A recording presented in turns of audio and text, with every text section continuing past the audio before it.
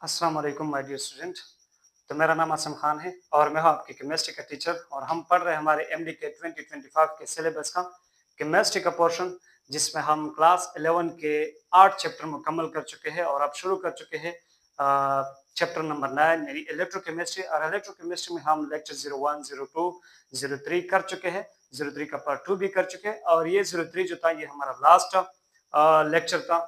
यानी इसमें हम balancing of a chemical equation पढ़ चुके हैं by using oxidation number method.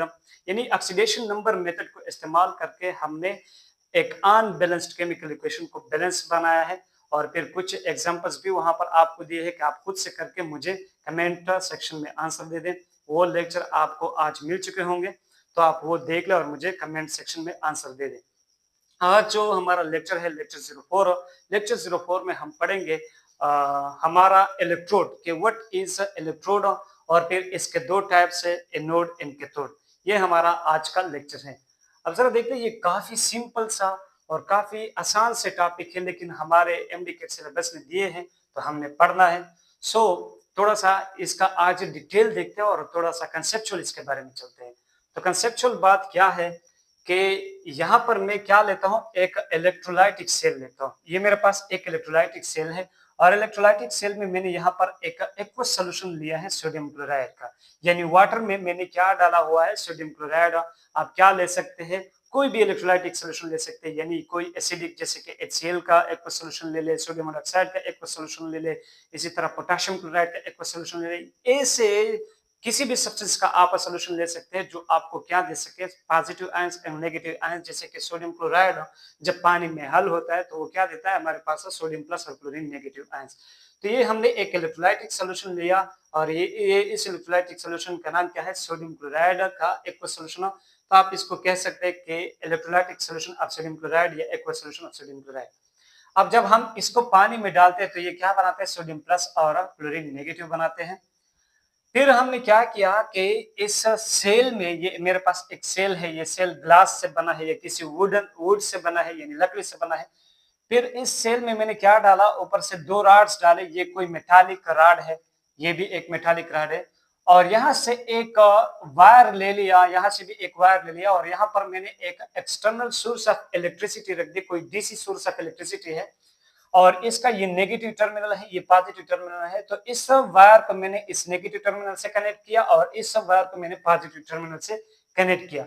जैसे ही मैंने इस वायर को इसके साथ कनेक्ट किया तो यहां से क्या आना शुरू हुआ, इस एक्सटर्नल सोर्स ऑफ इलेक्ट्रिसिटी से इलेक्ट्रॉन की फ्लो हो शुरू होने लगी इधर हमारे सेल की तरफ।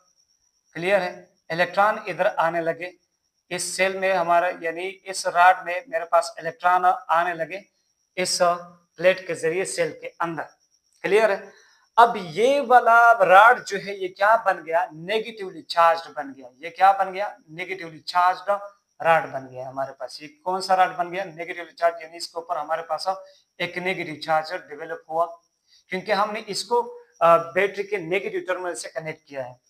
अब जरा देख ले, आपको क्या लगता है। अच्छा, पहले इससे पहले हम ये पढ़ते हैं, इसको हमने क्या किया, पॉजिटिव टर्मिनल से कनेक्ट किया। इस रॉड को हमने किससे कनेक्ट किया, पॉजिटिव टर्मिनल से। तो यहाँ पर कौन सा चार्ज डेवलप हुआ, पॉजिटिव चार्ज डेवलप हुआ। यानी ये मुकम्मल रॉड जो है, ये रॉड क्या है, पॉजिटिवली चार्ज है और ये रॉड मुकम्मल तौर पर क्या है, नेगेटिवली चार्ज है। अब सोल्यूशन से इस तरफ कौन आएगा, वो आयन आएगा जिसके ऊपर पॉजिटिव चार्ज हो और इसकी तरफ कौन आएगा, वो आयन आएगा सोल्यूशन की तरफ से जिसके ऊपर नेगेटिव चार्ज हो। यानी यहां हमारे पास, अगर मैं इसको कह दूं, ये इसको, इस रॉड को मैं फिलहाल नाम देता हूं ए का। इस रॉड को मैंने फिलहाल किसका नाम दे दिया, ए।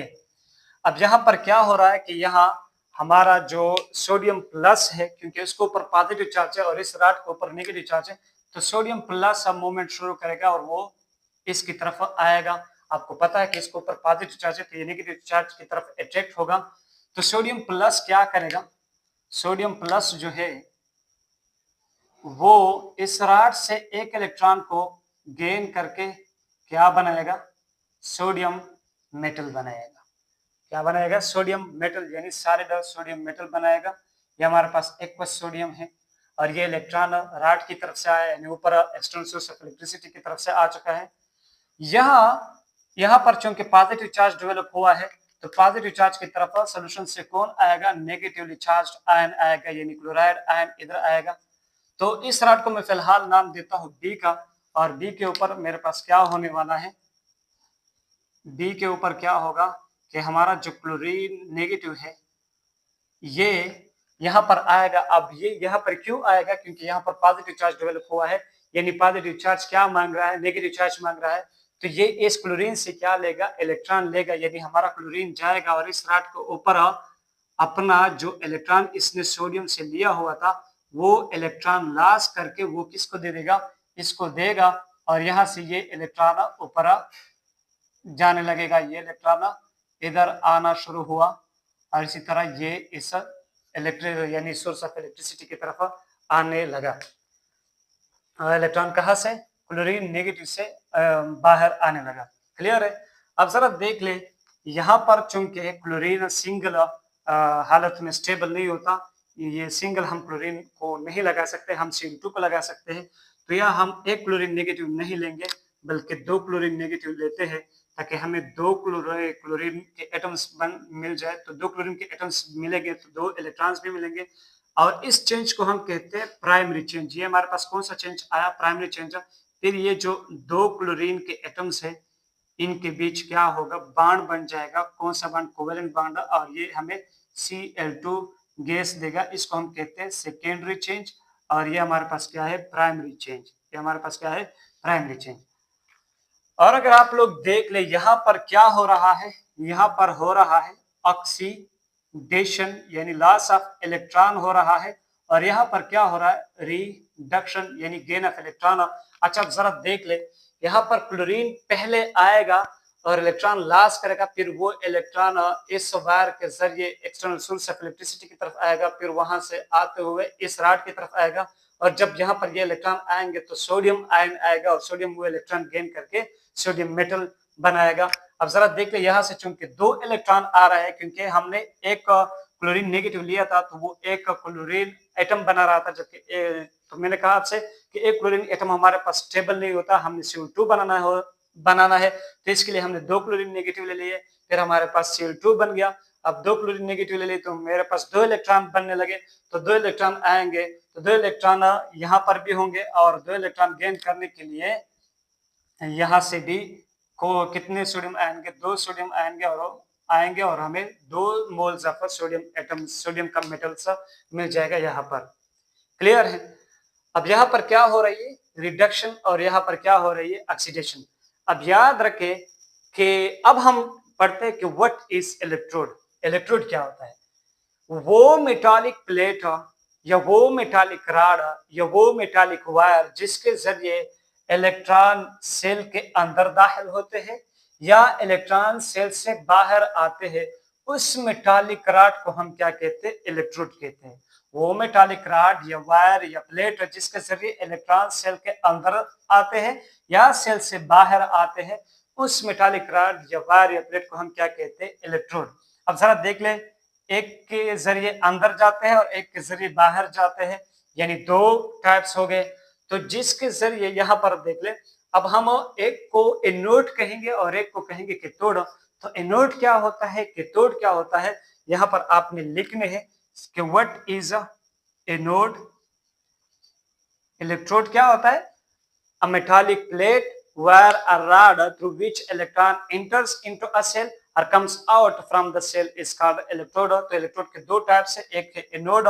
तो एनोड क्या होता है, वो मेटालिक प्लेट जहां पर क्या हो रहा है, ऑक्सीडेशन हो रहा है, तो इसको हम क्या कहते हैं, एनोड।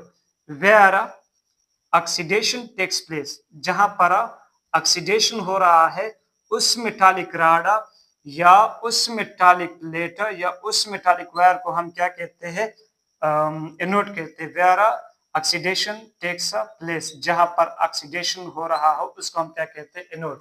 यानी हमारे पास कि इन दो प्लेटों में से कहां पर ऑक्सीडेशन हो रहा है, यहाँ पर, क्योंकि क्लोरीन यहाँ पर आ रहा है और असल में किसका ऑक्सीडेशन हो रहा है, क्लोरीन नेगेटिव का। तो क्लोरीन नेगेटिव तो इस प्लेट की तरफ आ रहा है, यानी इस प्लेट के ऊपर हमारे पास क्या हो रहा है, ऑक्सीडेशन हो रहा है। तो मैं इस प्लेट को क्या कहता कि ये मेरे पास हो गया एनोड। क्लियर है। और कैथोड क्या होता है, व्हाट इज अ कैथोड। फिर आपने बताना है कि कैथोड क्या होता है। तो जहां पर ऑक्सीडेशन होता है उसको हम कहते हैं एनोड, तो ये इसका ऑपोजिट हो जाएगा, यानी वेयर जहां पर रिडक्शन टेक्स प्लेस, जहां रिडक्शन हो रहा है उसको हम क्या कहते हैं, कैथोड कहते हैं। जहां पर रिडक्शन होता है उसको हम क्या कहते हैं, कैथोड कहते हैं। क्लियर है। अब जरा देख ले यहां पर इसको हम क्या कहते हैं, ये मेरा क्या बन गया, कैथोड, क्योंकि इस रॉड के ऊपर क्या हो रहा है, रिडक्शन हो रहा है। इस रॉड के ऊपर हमारे पास सोडियम प्लस आ रहा है और सोडियम प्लस 2 इलेक्ट्रॉन गेन करके, गेनिंग ऑफ इलेक्ट्रॉन इसका रिडक्शन, तो इसलिए हम इस रॉड को क्या कहते हैं, कैथोड। जहां पर रिडक्शन होता है उसको हम क्या कहते हैं, कैथोड, और जहां पर ऑक्सीडेशन होता है उसको हम क्या कहते हैं, एनोड। अब अगर आप लोग जरा देख ले तो यहाँ पर एनोड के ऊपर कौन सा चार्ज है, यहाँ पर एनोड के ऊपर हमारे पास है पॉजिटिव चार्ज। क्लियर है। और यहाँ पर कैथोड के ऊपर कौन सा चार्ज है, नेगेटिव चार्ज। कौन सा चार्ज है, नेगेटिव चार्ज। अब हम बात करते हैं, अब आपको ये अंदाजा हो गया कि व्हाट इज इलेक्ट्रोड, इलेक्ट्रोड क्या होता है, फिर एनोड क्या होता है, कैथोड क्या होता है। अब हम इसी ही एनोड और कैथोड को, ये तो हमारे पास इलेक्ट्रोलाइटिक सेल था, गैल्वानिक सेल में देखते हैं कि एनोड और कैथोड गैल्वानिक सेल में किस तरह बिहेव करते हैं, वहां पर इनके ऊपर कौन सा चार्ज आता है। तो पहले मैं इस प्रोसेस को समझाता हूं। मेरे पास गैल्वानिक सेल 2 हाफ सेल पर मुश्तमिल होता है। फिर इन हाफ सेल में हम एक मेटालिक रॉड डालते हैं और इसमें हम एक और मेटालिक रॉड डालते हैं। यहाँ पर मैंने डाला हुआ है जिंक का मेटालिक रॉड। ये जो मेटालिक रॉड है ये किससे बना है, जिंक से बना है। और याद रखें कि जो मेटालिक रॉड आप इस हाफ सेल में डालेंगे फिर उसी ही मेटल का आप साल्ट लेंगे, उसी ही मेटल के साल्ट का आप एक्वस सॉल्यूशन लेंगे इस हाफ सेल में। तो मैंने यहाँ पर जिंक का मेटालिक रॉड लिया है और इसमें जो सोल्यूशन लिया है एक्वस सॉल्यूशन वो किसका है, जिंक सल्फेट का, यानी ये हमारे पास इसी ही मेटल का साल्ट का एक्वस सॉल्यूशन है। और यहाँ पर मैंने कौन लिया हुआ है, यहाँ पर मैंने लिया है कपर का मेटालिक रॉड। ये किसका बना हुआ है, कपर का बना हुआ एक मेटालिक रॉड है। और चूंकि मैंने ये मेटालिक रॉड कपर का लिया हुआ है तो इसलिए मैंने यहाँ पर कौन सा सॉल्यूशन लिया है, कपर सल्फेट का। यहाँ पर कौन सा सॉल्यूशन लिया है, कपर सल्फेट का। तो जरा देख ले, जब मैं इस जिंक सल्फेट को वाटर में डालूंगा तो ये मुझे क्या देगा, जिंक 2+ देगा और सल्फेट 2- देगा। क्लियर है।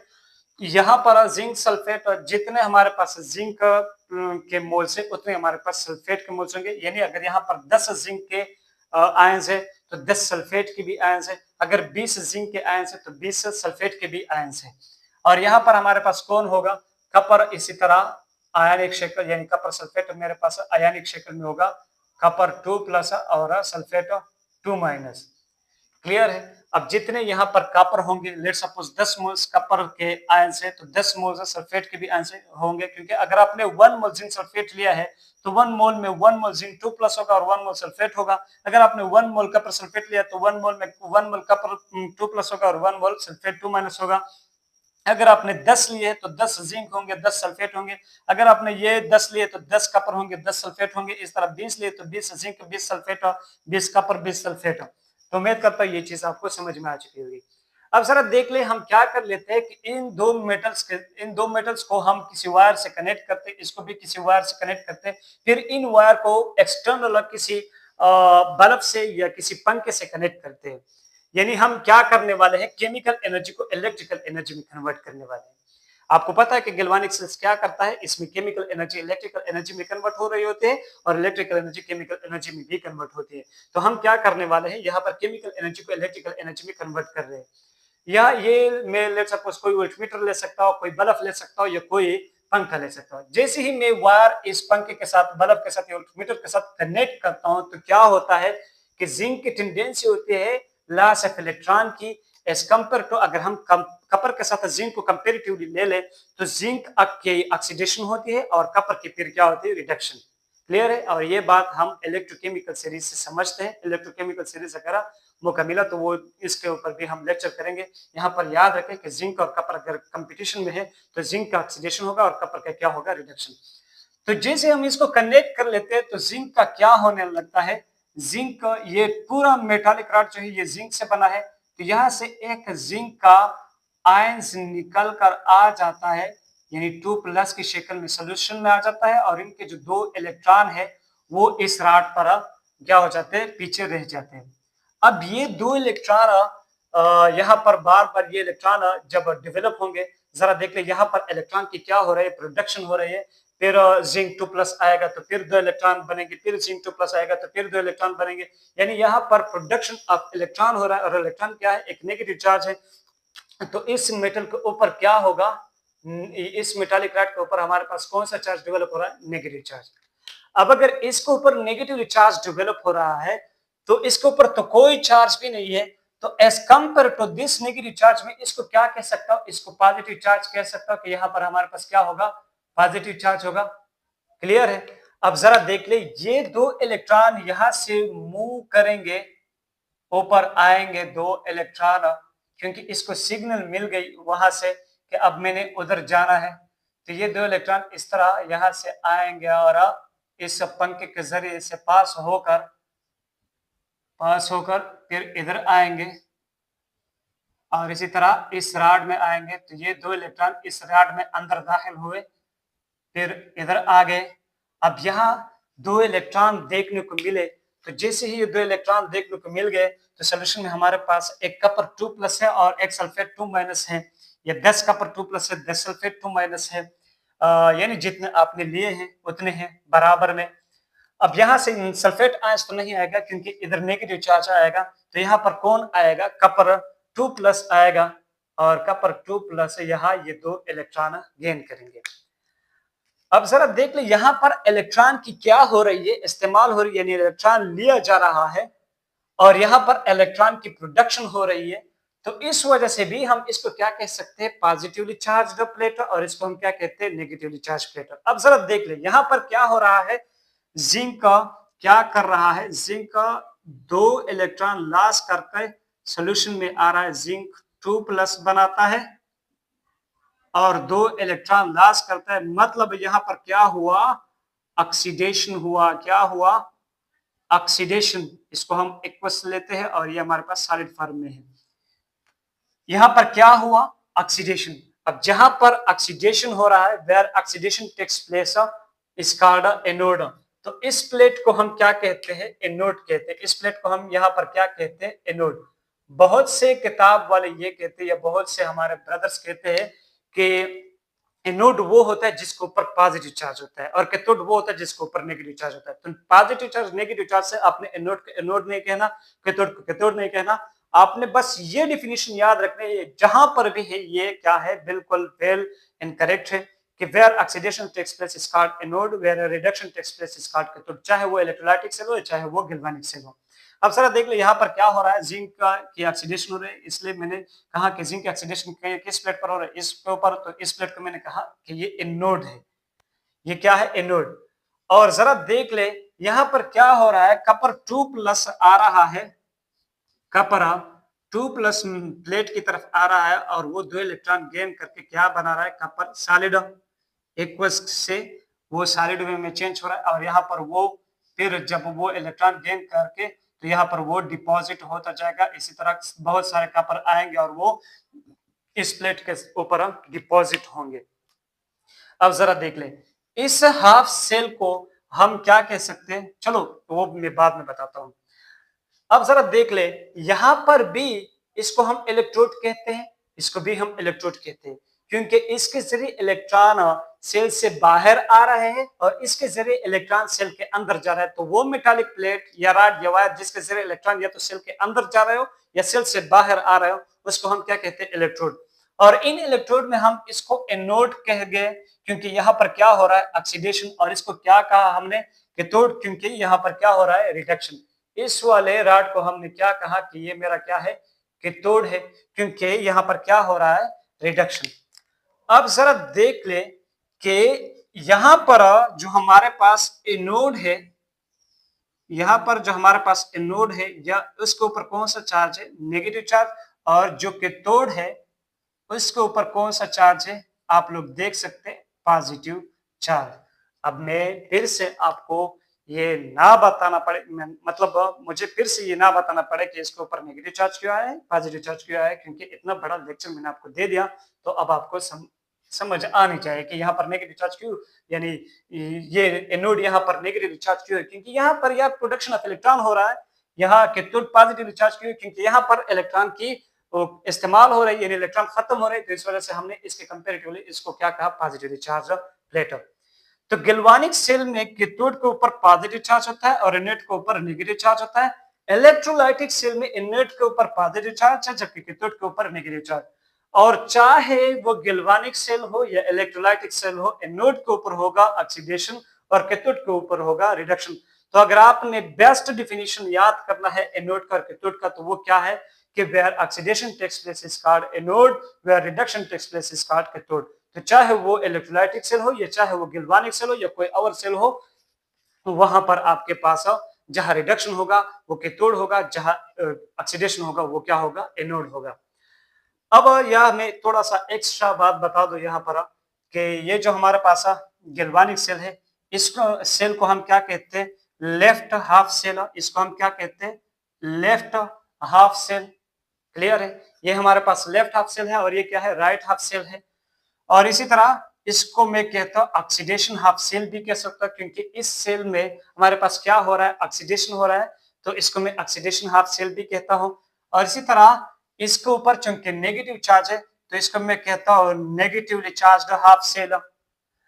इसके प्लेट के ऊपर कौन सा चार्ज है, नेगेटिव चार्ज, तो इसको मैं क्या कह सकता हूँ, नेगेटिव चार्ज वाला हाफ सेल। ये इससे पहले मैं इसको एनोड भी कहता हूँ, एनोडिक हाफ सेल, क्योंकि एनोड इस हाफ सेल में है, तो इसको मैं क्या कह सकता हूँ, एनोडिक हाफ सेल। और इसके ऊपर नेगेटिव चार्ज है, तो मैं इसको क्या कह सकता हूँ, नेगेटिव हाफ सेल। यानी इस लेफ्ट वाले को हम क्या कहते हैं, लोन। लेफ्ट पर होता है ऑक्सीडेशन, लेफ्ट होता है एनोड, लेफ्ट होता है नेगेटिव। ये बात याद रखे गैल्वानिक सेल के लिए, तो फिर आप कभी भी कंफ्यूज नहीं होंगे।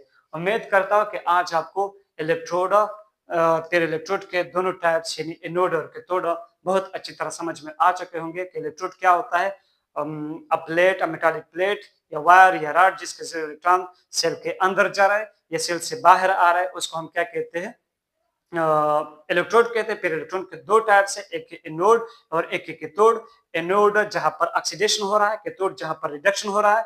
एनोड के ऊपर पॉजिटिव चार्ज होता है, इलेक्ट्रोलाइटिक सेल में क्यों होता है हमने देख लिया। और कैथोड के ऊपर नेगेटिव चार्ज होता है, इलेक्ट्रोलाइटिक सेल में क्यों होता है हमने देख लिया। एनोड के ऊपर नेगेटिव चार्ज होता है, गैल्वानिक सेल में क्यों होता है हमने देख लिया। कैथोड के ऊपर पॉजिटिव चार्ज होता है, गैल्वानिक सेल में क्यों होता है हमने देख लिया। तो एनोड पॉजिटिवली चार्ज भी होता है, नेगेटिवली चार्ज भी हो सकता है। कैथोड भी नेगेटिवली चार्ज भी हो सकता है, पॉजिटिवली चार्ज भी हो सकता है। तो हमने ऐसे नहीं डिफाइन करना कि जहां पर पॉजिटिव चार्ज होता है उसको हम एनोड कहेंगे, जहां पर नेगेटिव चार्ज होता है उसको हम कैथोड कहेंगे। क्लियर है, हमने कहां से डिफाइन करना है, ऑक्सीडेशन और रिडक्शन से। और एक बात यहाँ पर हमने सड ब्रिज की बात नहीं की कि यहाँ पर ये चीज हमने क्या लिया है, ये सड ब्रिज है। इसकी बात हम यहाँ पर इसलिए नहीं करते क्योंकि हमने गैल्वानिक सेल को नहीं पढ़ना।